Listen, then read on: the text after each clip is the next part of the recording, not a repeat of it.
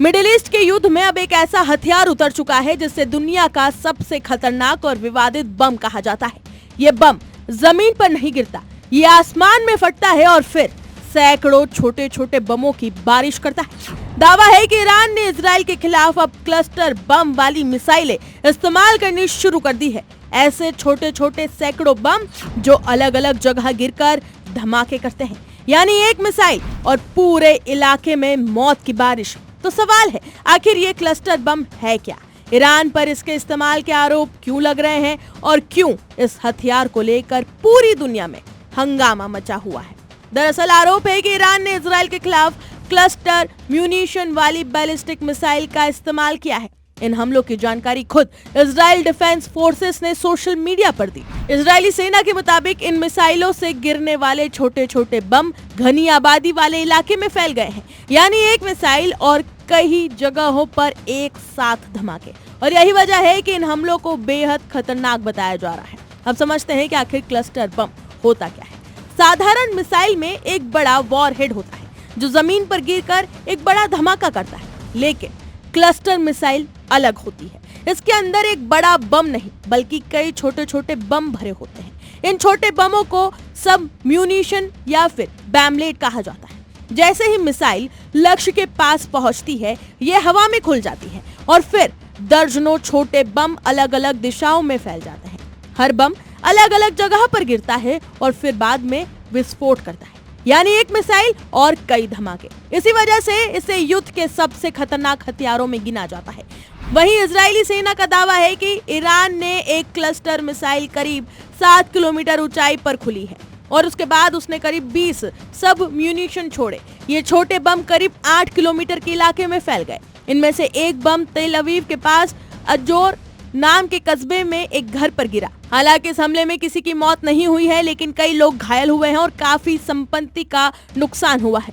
हालांकि इजरायली सेना ने चेतावनी भी दी है कि जमीन पर जो बम अभी तक फटे नहीं है वो बेहद खतरनाक है। क्लस्टर बम का सबसे डरावना पहलू ये है इसके अनफटे सब म्यूनिशन, यानी कि ये जब बाद में फटते हैं तो इससे कई गुना ज्यादा नुकसान पहुंचता है। कई छोटे बम जमीन पर गिरने के बाद तुरंत नहीं फटते, ये सालों तक जमीन में पड़े रह सकते हैं। किसी के पैर पड़ने से, बच्चे के उठने से या खेत में हल चलाने से भी ये अचानक फट सकता है। यानी युद्ध खत्म होने के बाद भी ये बम मिनी लैंडमाइन की तरह खतरा बने रहते हैं और इसी वजह से दुनिया भर में इस हथियार को लेकर भारी विरोध होता रहा है। वही बता दें कि किन देशों के पास ये बम है उसकी जानकारी भी आपको दे दें। क्लस्टर बम का इस्तेमाल या भंडार रखने वाले देशों में अक्सर इन देशों के नाम शामिल है, जैसे कि Iran, Israel, United states, Russia और यूक्रेन।